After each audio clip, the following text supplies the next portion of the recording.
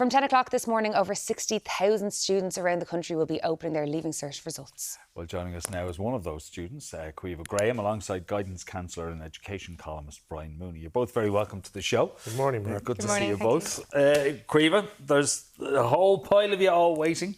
In a couple of hours' time, you'll be opening up your Leaving Cert results. How are you feeling? I'm a little bit nervous, but I'm just hoping that it will be enough to get one of the courses that I want. And you have high hopes. We'll get to that in a little while. But tell us, Caoimhe, about your Leaving Certificate year, because it wasn't an easy one. You had a lot of challenges. So tell us about that year. So my mother was diagnosed with motor neuron disease around 1.5 to 2 years ago. And then so throughout 5th and 6th year, like even before she passed, I did have kind of the stress of having motor neuron disease, because I think if you haven't experienced like a family member with it, it's like quite hard to understand. It's quite an intense disease. So I had to kind of help around the house a little bit. So even when I was studying, sometimes it was quite difficult because like my mum would text me to come in and help her with, you know, anything that she needed help with, which of course I always did. But even then it was like an impact throughout like 5th and 6th year. And then 6th year rolled around September and I was all ready to go. And then I had surgery in Derry in September. So I took 2 weeks off from school after that. And then I came back to school. I kind of got over that because, you know, anyone can have 2 weeks off, like that was fine. And then did a little bit of work through October, trying to get into it. Like the mocks were coming up, like the pressure was starting to build a little bit. And then in November, my mum, everything was kind of fine at the start of November. And then towards the middle, she started to get a little bit sick. We thought maybe it was just a virus. And then my dad and my sister took her into Galway Hospital to get checked out because she was just a little bit too sick. And they're like, oh yeah, like we think it's just a virus. She got fluids and she was fine afterwards. We're like, okay, cool, we can go home. And then I can't remember what day that was, maybe Sunday. And then Monday I was in school because I thought everything was fine. And then I was in one of my classes and I got a text from my sister saying that she was worse again. So they were taking her back into the hospital. And then I got another text saying it was actually the hospice. And I live in quite a rural part of Galway and I hadn't got my licence yet. So I had to book a city link into Galway and then get a taxi from the train station or whatever to the hospice. And then once we were kind of there, like we talked to like the medical social worker and the doctors and we kind of figured out what was going on. And they said like, look, it's not a virus. It is like a clear deterioration and there probably is maybe a week left. So we spent a couple of days in the hospice to kind of get everything like stabilised, to make sure that she was going to be comfortable. And then we obviously definitely could have stayed there. They're absolutely amazing there. But we were so lucky to have such amazing carers who are willing to like stay 24 hours at our house because my mum wanted to come home and they were absolutely amazing to support us in that. So we got to take her home. I think it was like around when it was so snowy and icy. So we're like, oh, I don't know if we're going to get home. And the hospital was like, we're going to get you home no matter what it takes. So we did get home, which was really nice because that's where she wanted to be. And then we had a couple of days at home until she passed. And it was like nice and peaceful, to be fair. It was really nice to be at home, the whole family, and have the carers there as well. And then my mocks rolled around. So I took 2 weeks off school. I literally did not do a full day since my mum passed. I just found it too difficult. So from November to your Leaving Cert, you didn't do a full day's No, school? not a single one. Of course. So I took 2 weeks off and then I kind of came into school for like half days or one class or two class. I was really lucky to have access to grinds in every subject with Grinds 360. So that took such a pressure off me because I'd have to be in a classroom and like, you know, listening to kind of even the general conversation sometimes in Irish or English when like a lot of the time the poetry and stuff is like revolving around grief and death. So personally, I didn't particularly like that given everything was so fresh. So being able to like do it at home with like access to such amazing teachers and just like sit at my desk, do it like a poetry video in 15 minutes and then crawl back into my bed was really helpful, and I could email them, so I kind of had everything I needed. And then during my mocks, my granddad passed away during one of my mocks, I think my chemistry mock. So I had that as well, but I think I just finished, I think it was my last mock, so I mean, I guess I was pretty lucky in that sense. And then I also lost one of my uncles and then a second uncle about a month or two after that as well. So every time I kind of got back, there was always kind of something again and again. Yeah. But to be fair, I was so grateful for all the work I'd done in 5th year because if I hadn't done anything, I don't think I would have continued to do anything, but I knew I had something to fall back on and that like, even if I did basically nothing, that I wouldn't hopefully completely fail. So if I did a little bit of something, hopefully it would go fairly well. And then I had, I think, 3 hospital admissions like in the run up to the Leaving Cert. And that was because I have IgA nephropathy, which is a kidney disease. And so I was in Galway Hospital for that. And then I was in for like a week and then I got discharged for 3 days and I got readmitted again for another week.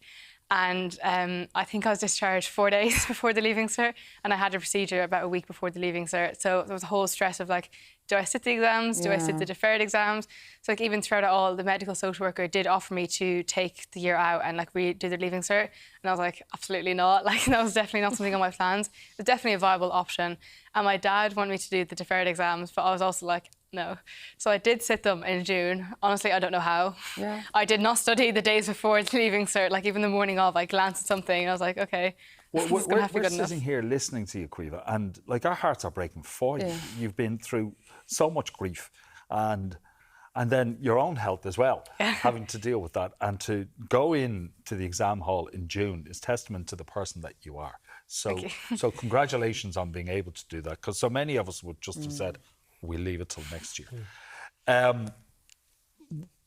You took to TikTok to tell your story, because naturally there are other people like you who've had to deal with grief. I don't think to the extent that you have. Maybe not, yeah. But was that in your mind when you decided that you would take to social media to share? No, this? definitely not. I started my study account, my TikTok account, in 5th year, and I was just posting normal, well, I don't know if you call it normal, but like normal study videos, like study tips and days in the life and everything. And I built a little bit of a following, like nothing major. And then I kind of realised that like the study kind of accounts were kind of all growing on TikTok. They're becoming more popular. And like I was seeing the other people's videos and I was getting inspired by some of them. But then some of them I realised I was seeing someone else do like a 10-hour study day. And I realised that like that was obviously like, I was like, oh, that's kind of stressful. And then I kind of like looked back at myself and I was like, I'm pretty sure I'm doing the exact same thing. So I was like, okay, let me try be a little bit more realistic. So I became a little bit more realistic and I was like, look, obviously no one's studying 10 hours every single day. There's some days you just lie in bed the whole day, and some days, to be fair, you do go up to the library. So I wanted to show a more realistic side, and then it's kind of evolved as my life evolved. So I was kind of, days in my life just kind of came what they became as my life evolved.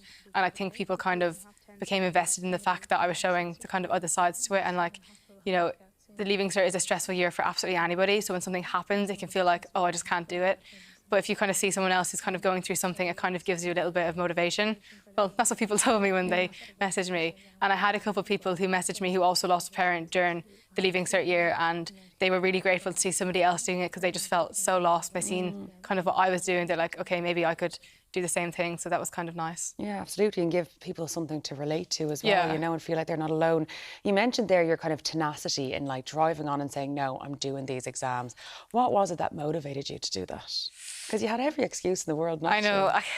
My mum was very for education. She wanted me to do the absolute best I can, just give myself all the options that I can.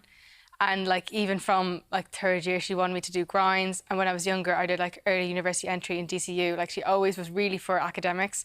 And she was like, oh, you're capable. Like you can always like, you know, just do the best you can. So I was like, okay, well, it's a bit late to give up now. Like I might as well just do what I can and see how it goes. What course do you hope to do now? I'm really hoping... If today works out for you. If today works out and Wednesday works out, I'm really hoping to do either radiation therapy in Trinity or advanced therapeutic technology in RCSI, because I like the patient-facing aspect of radiation therapy. And as someone who has spent time in hospitals, and my family has as well, like I know the difference a good healthcare personnel makes, and I'd like to be that person for someone else. And if I did advanced therapeutic technology in RCSI, I'd like to go into maybe clinical trials and just give somebody else the hope that we just didn't have. Oh, that's beautiful, Caoimhe. How many points do you need for that? Okay, so right now, obviously everything can change on Wednesday. Advanced therapeutic technology is 490 and radiation therapy is about 540. In a way, I'm lucky because I have DARE, given my health issues, so I could potentially get in on reduced points place, and that is what I'm hoping for with radiation therapy, as it's quite a lot of points. It is a lot of points. Brian, let's bring you in. Like we're all, you know, listening to Caoimhe's story, amazed by her, like as you said, her tenacity. Resilience. Yeah, and resilience, yeah. She's just mentioned DARE. That's one of the supports that are offered to people who are dealing with health issues, but also for people who are dealing with grief. Yeah. What's there for students like that? Well, DARE is where there's a small number of places put aside for people who have a designated disability. And really it's up to each department. You know, when they look at the DARE applicants, you can be lucky. You know, you could have 4 people qualifying for DARE in 4 places, but then you could have 40 people for that course applying in 4 places. And it then comes down to the department to look at who's the most deserving in that circumstance. So it's, you know, it's a tough one, but hopefully Caoimhe will be fortunate on Wednesday afternoon and get that offer. Absolutely, and we'll have all our fingers and toes crossed for you, Caoimhe. Brian, this year is slightly different as the grades are set to be deflated from the bumper grades that happened during the pandemic. So explain a little bit about what this means and how students can prepare for this. Okay. 2020 and 2021 predicted grades, they weren't corrected. The teachers made an assessment. So by the end of that process, students were getting 7% higher grades than they would have got before COVID. Because a lot of students from previous years apply the following year or the year after.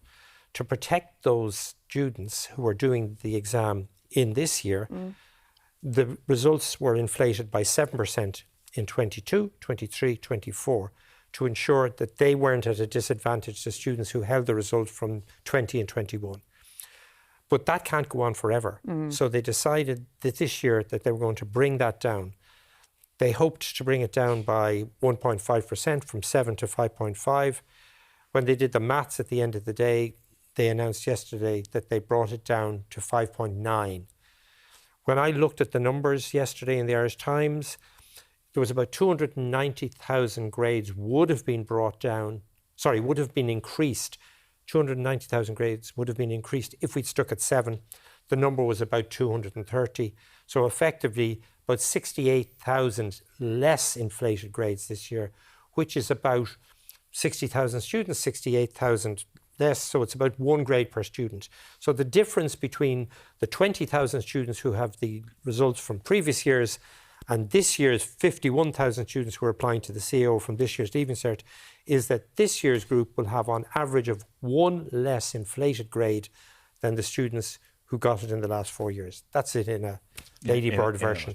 Okay, in a couple of hours' time, Caoimhe's going to be opening her envelope, so many others. Not everybody's going to be happy. No longer envelopes, Martin. Oh, they go online. Here I am. I'm so 1990s. Sorry about Absolutely. that. Yeah. They'll go online to the State Exams Commission, to the portal, and they will look at the screen and the result will be there. Okay, if they don't get what they're looking for, they can still go the scenic route to get to where they want to be. Oh, there are phenomenal opportunities now. I mean, further education, there was a round of offers for further education, about 7,000 offers about 2 weeks ago.